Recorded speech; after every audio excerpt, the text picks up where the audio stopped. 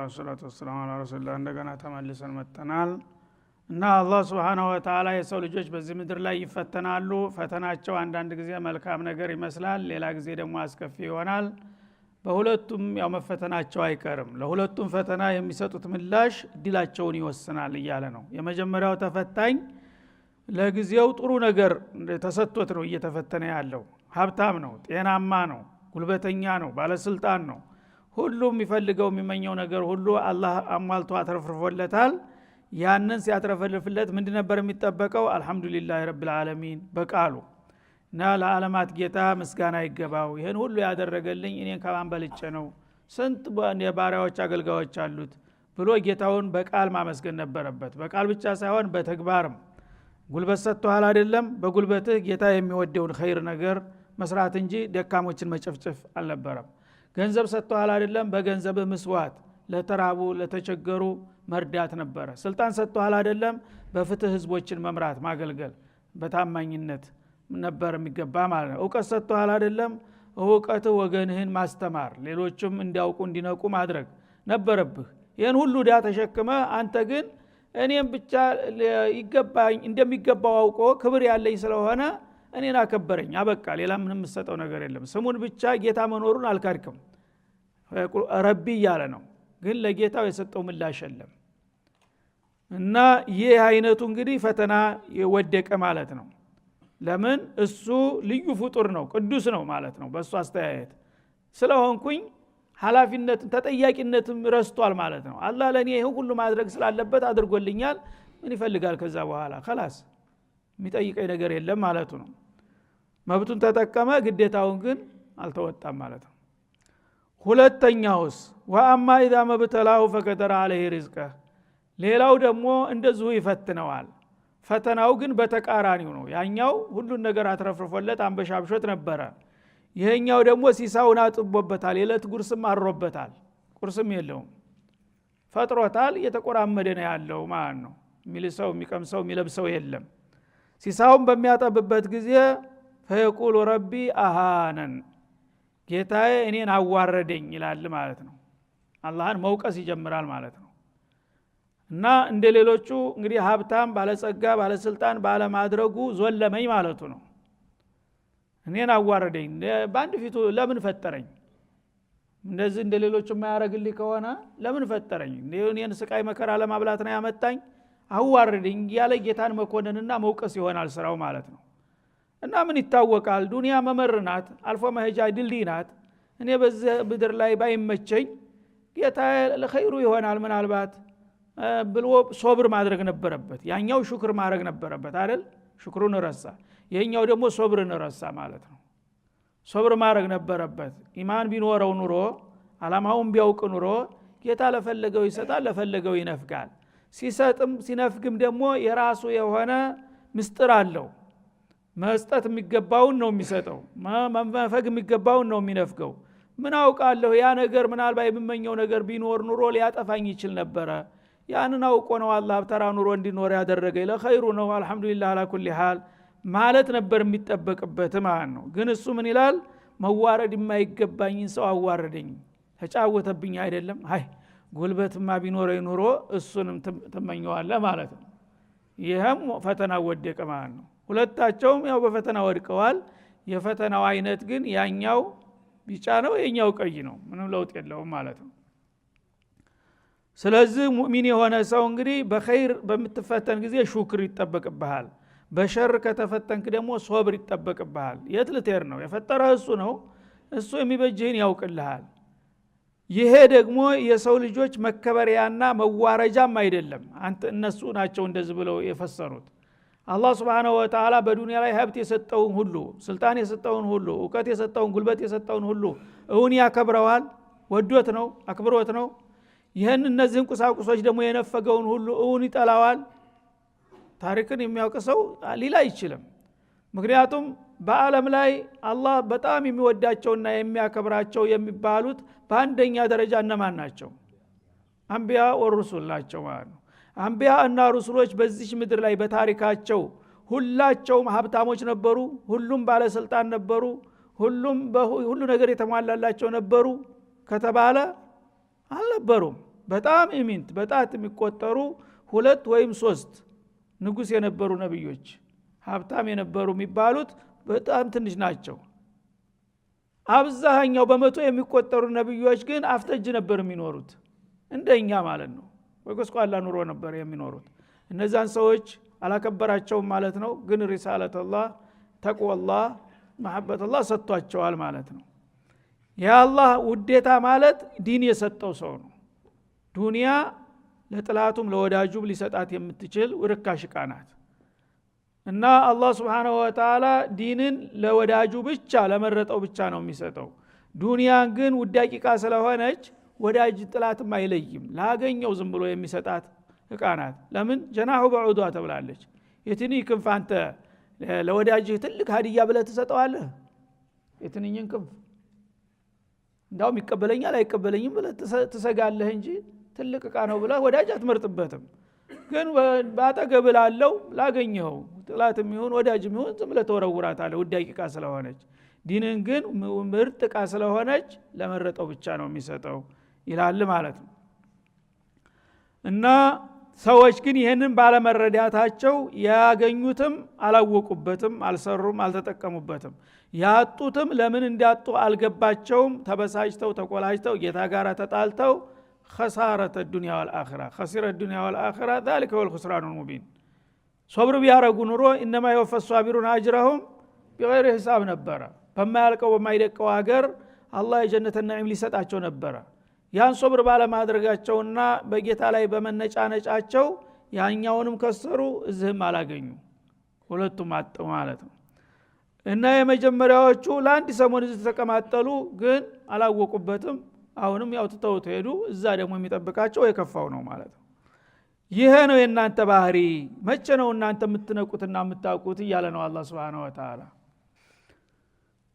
እና ሌላው ሐዲስ የሚገርመው እዚህ ላይ ነብዩ አለይሂ ሰላቱ ወሰለም ኢነ ሚን ዒባዲላህ ሐዲስ አልቁርስ ነው እንዳው መን ላ ይስሊሁሁ ኢላ الغና ይላል ወኢነ ሚንሁም መን ላ ይስሊሁሁ ኢላ الفقر። ባሮችን ከፊሎቹን ሀብታም ባለጸጋ አረጋቸዋለሁ፣ ከፊሎቹን ደሃ ችግረኛ አረጋቸዋለሁ። ይሄንን ማድረገው ዝም ብዬ አይደለም ይላል። አቃለሁኝ ጸባያቸውን፣ ተፈጥሯቸውን፣ ስሜታቸውን አቃለሁኝ። ስለማቅ አንዳንድ ሰዎች ሀብታም መሆን እንጂ የማይገባቸው ሰዎች አሉ። ሀብታም ካልሆኑ አኺራ ዱንያቸው ይጠፋባቸዋል ማለት ነው። እነዛን ሰዎች ሀብታም አደርጋቸዋለሁ ውስጣቸውን አቃለሁኝና ሀብታም ሳደርጋቸው ደግሞ በዛ በሀብታቸው ተጠቅመው ተረርተው የራሳቸውንም አይባቸውን ሸፍነው ለዛኛውም ሀገር ይረዳቸዋል ብዙዎቹ ማለት ነው። አንዳንዶቹ ደግሞ ድህነት እንጂ የማይበጃቸው አሉ ይላል። ሱብሃንአላህ ድህነት ነው የሚበጃቸው። ምክንያቱም አንድ ደሃ መሆን ያለበት ሰው ሀብታም ከሆነ ጥጋቡ አይቻልም። የደሃ ልጅ ቀና አግኝቶ ነው የሚባለው በተለምዶ እንኳን አይደለም እና ታሪክ የለውም። ልክ ተአምር ነገር ነው የሚሆንበት። እሱ ደሃ ቤተሰብ ተነስቶ ሰማይ በሚወጣበት ጊዜ ሁሉን ነገር ይንቃል ማለት ነው። ማመዛዘን አይችልም። የዛ ጊዜ ራሱንም በአካባቢ ያለው ሁሉንም ይደምራል በሚያመጣው ጦስ ማለት ነው። ያን እንዳያደርጉ ብዬ ነው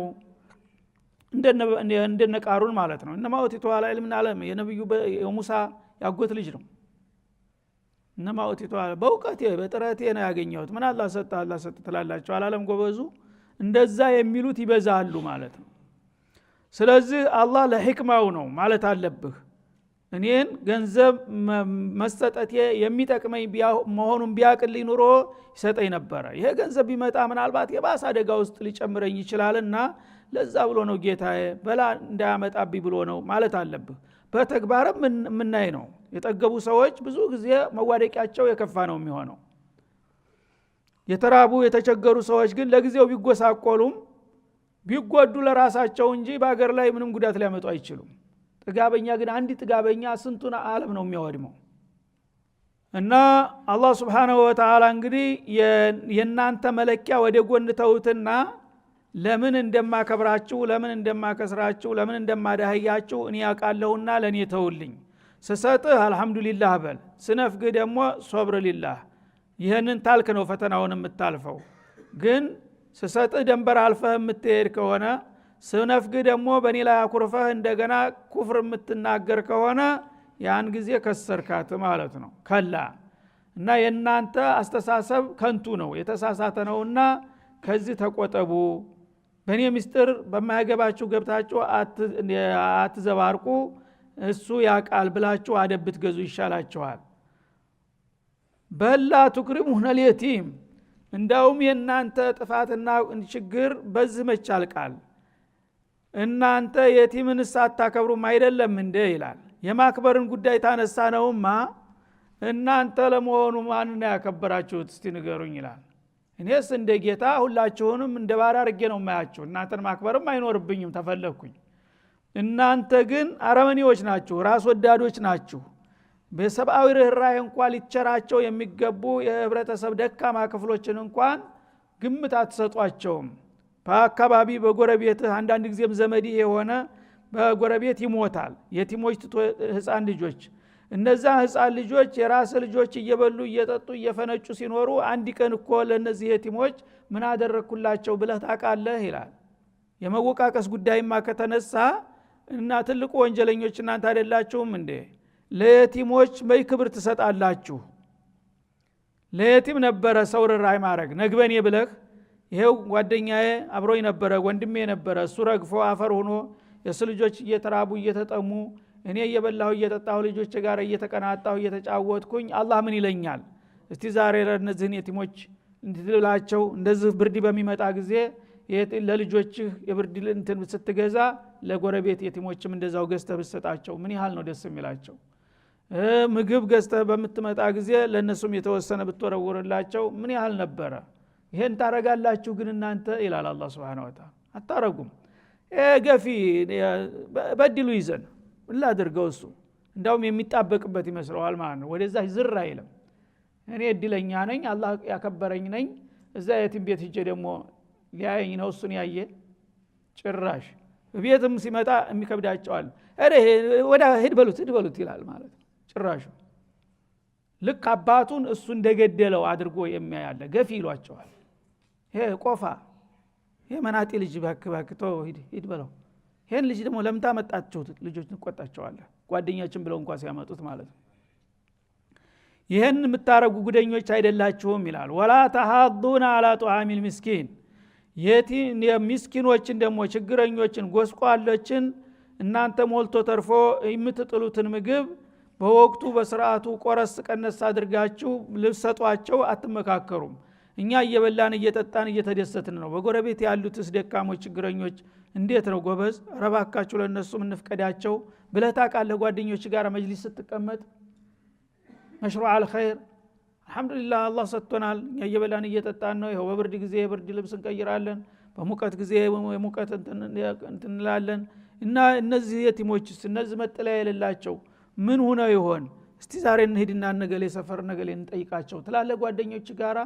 እንደዚህ ምትል ቢኮን ነበረ እኔን እንዲያረከይ ብለህ ልትወቅስ የምትችለው። ምስኪንን በመመገብ ላይ አንድ ሰዎችን አታግባቡም። እንግዲህ መሽሩዕ አልኸይር ሁሉ ሰው መቸም ንቁ፣ ሁሉ ሰው ልባም፣ ሁሉ ሰው ሩህሩህ ሊሆን አይችልም። አንድ ጥሩ ሰው ካለ ግን በሰፈር ውስጥ የአካባቢውን ማስተባበር አለበት። የሀገር ሽማግሌ ባካችሁኛ እንደዚህ በሰላም እየኖር አላህ እንዳይቆጣብን እስቲ ደካሞችን የቲሞችን እንዘይራቸው እስቲ እንፍቀዳቸው ቢል ሌሎቹም እንግዲህ የረሱት እውነትክን ነው ወላሂ ለቀርኩርተ ኸይረን የሚል ይገኛል ማለት ነው። ግን ይሄን አትሉም። እኔ ለራሴ ለብላ ለታታጅ ምን አገባኝ እሱ ሌላው አፈሪ ብላ ማለት ነው። ይሄም ብቻ በበቃ ወተእኩሉነ ቱራሰ አክለለማ ተነጭራሹ ያንተን መስጠት ማደርጎቱ ቀርቶ የነሱን አባቶቻቸው ተተውላቸው የሞቱትን ጥሪት ደግሞ ሰብስባችሁ ትበሉባቸው አላችሁ አይደለም እንዴ? ምን ያ ጉልበት የለው አፍ የለው ሄዶ ሊከሳ አይችል። መጀመሪያ እኔ ዘመዱ ነኝ እኔ አጎቱ ነኝ ምናምን ይልና እኔ ጓደኛው ነኝ አባቱ አደራ ብሎኛል ትልና አጭበርብረህ ኃላፊነት ትወስዳለህ። የቲሞቹ ኃላፊ ትሆናለህ። እና ያችን የተወለትን ጥሪት አንድ ጨፍጭፈህ ታጠፋና ሂሳብ ጨርሰሃል መሄድ ትችላለህ ትለዋለህ ማለት ነው። እንዲህ አታረጉም ይላል አላህ Subhanahu Wa Ta'ala። ከራሳችሁ መመጽወት ቀርቶ የራሳቸውንም ሰብስባችሁ ያለምንም ርህራሄ ትበሉባቸዋላችሁ። ብዙ የቲሞች ጥሩ ማደጊያ ገንዘብ ትተውላቸው ይሞታሉ ወላጆች። ያ ወኪል የተባለው ግን በኺያና ይዘርፋቸውና ከዛ በኋላ ያባረራቸዋል ማለት ነው። አክለን ለማማ ጀምዓን አንድም ነገር የምትተው ነገር የለም ጥሬ ገንዘቡንም እቃውንም ጥሩ ዋጋ የሚያወጣውን በሙሉ አምታተሽ ይጠለውጠህ خلاص ጨረሳችሁ እያልክ ያግበሰበስክ ተወስዳለህ አይደለም እንደ ይላል። በጃሂልያው ጊዜ እንደሚያደርጉት ሴትና ህፃን ጭራሽ አይወርስም ነበር። በአሁኑም ጊዜ በተዛዋሪ እንደዛ አለ። ሙስሊም ነን የሚለው ሙጅተማዕ ሳይቀር እና አንድ ጉልበት ያለው ካለ እንደ ሐላፊ ይሆንና መንግስትም ያው እሱ ሐላፊው እሱ ነው ይላል እውቅና ይሰጠዋል። ከዛ በኋላ ማን ይጠይቀዋል? እንደፈለገ ዘርፎ ጨፍጭፎ እነዛ ልጆች ለጎዳና ተዳዳሪነት ይዳረጋሉ ማለት ነው። ወቱሂቡነ المال حبا جما ገንዘብን ብቻ በጣም ወሰንና መጠን የሌለው እጅግ ሲበዛ ሲከፋ ተወዳላችሁ። ገንዘብ ብቻ እንዴት ይምጣ ነው? በምን መጣ? ሐላል ነው ሐራም ነው? አላህ ይቆጣብኛል ማለትን ትታችሁ ገንዘብ ብቻ መምጣት አለበት መከማቸት አለበት በሚለው ፈሊጥ አይደለም እንደምታግበሰብሱት ይላል። ከላ ይሄም ሌላው ደካማ ጎናችሁ ነውና ከዚህ ብትታረሙ ብትቆጠቡ ይሻላችኋል ይላል ማለት ነው። ስለዚህ እንግዲህ ተናንት የነበረ ደካማ ጎን አሁንም ያለ ወደፊትም የሚኖር የሰው ልጆች ባህሪ ነው። ይሄ ከእንዲህ አይነት አረመኔነትና ጨካኝነት ሳትወጡ እንደገና ስለኔ ትተቻላችሁ። ጌታ እንዲህ አርጎኝ እንዲህ ብሎብኝ ፈርዶብኝ ለነገሌ ሰጥቶ ለኔ ነፍጎኝ ትላለህ። አንተ መጀመሪያ እስቲ ራስህን ጠይቅ። አንተ ጥሩ ሰው ነህ ሆይ ይላል አላህ Subhanahu Wa Ta'ala። ኢዛ ዱከት الارض ደከን ደካ ለማንኛውም በዚች ምድር ላይ ያው ፈተናችሁን እየወሰዳችሁ እየወደቃችሁም እየተነሳችሁ እድሜያችሁን ትፈጽማላችሁ። ግን ከለታት አንድ ቀን ይቻ ዓለም ፍጻሜ ላይ ትደርስና ያላችሁባት መሬት ትንኮታኮታለች። ልክ እንደ ትደቃለች በአንድ ጊዜ ቂያማ ሲመጣ ማለት ነው። ደከን ደካ ማለት ዱቀት ማለት ነው። አፈር ዶቄት ትሆናለች። ጋራ ተራራው ይተራመሳል፣ ሰማዩ ይቆራረሳል፣ ሁሉም ነገር እንዳልነበረ ይሆናል። ወጃአ ረቡክ ወልመለኩ ሶፈን ሶፋ ጌታህም ደግሞ ለፍጥረታት የመጨረሻ ውሳኔ ብያኔውን ለመስጠት በይፋ ይመጣል ወደ መድረኩ ይላል ማለት ነው። መላእክቶቹም እንደዛው በሰልፍ በሰልፍ ጌታቸውን አጅበው ይመጣሉ ወደ ማሸር ማለት ነው። የዛ ጊዜ ምን ይበቃሃል ይላል አላህ Subhanahu Wa Ta'ala።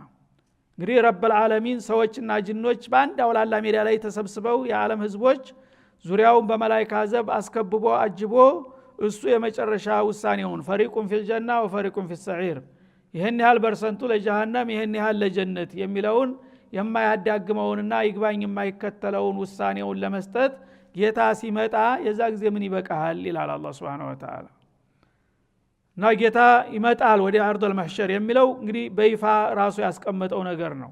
እንዴት ይመጣል ምን ይመስላል አመጣጡ ምናምን የሚለው ውስጥ አትገባም።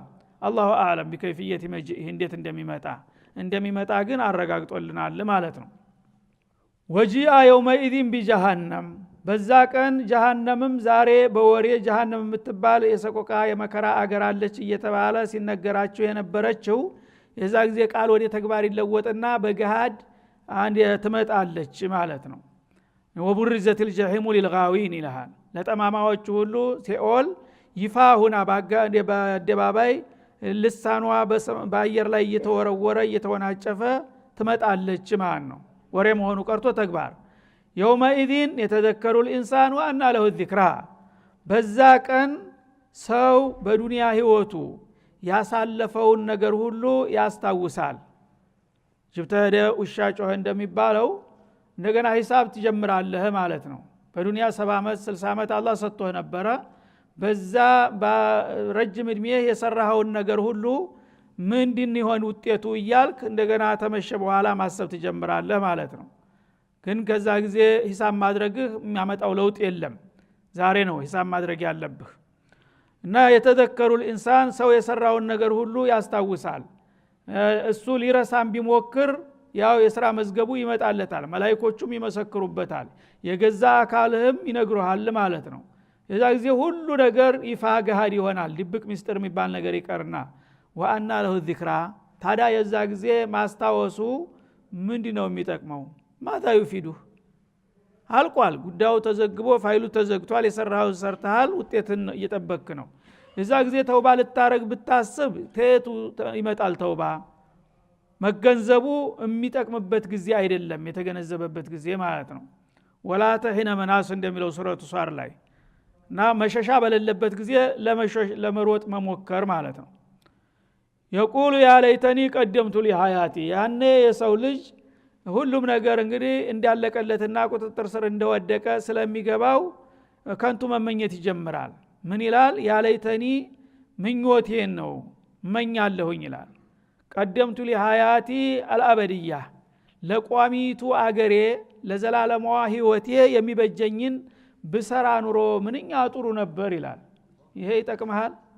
ህይወት ማለትስ አሁን የመጣችው የተጀመረችው ዓለም ናት፣ ማታልቀው ማደቀው።